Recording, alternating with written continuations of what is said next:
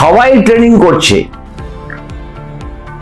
জান লড়িয়ে দিচ্ছে, অথচ দেখা যাচ্ছে কারো কারো ক্ষেত্রে প্রচুর দক্ষতা সত্ত্বেও আউটকাম সঠিকভাবে আসছে না।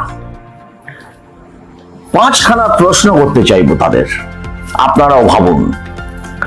আর you stressed? Are you in pressure? তুমি কি কোনো চাপের মধ্যে আছো?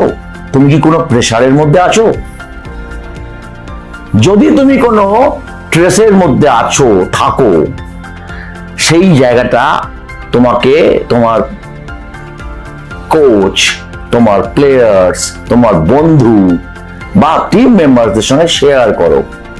এই শেয়ার করলে অনেকটা প্রবলেম সলভ হয়ে যায় এবং সেই তথ্য টিমের মানসিকতার গঠনে কাজে লাগে, মেন্টাল টাফনেস ট্রেনিং ডিজাইন করতে সাহায্য করে।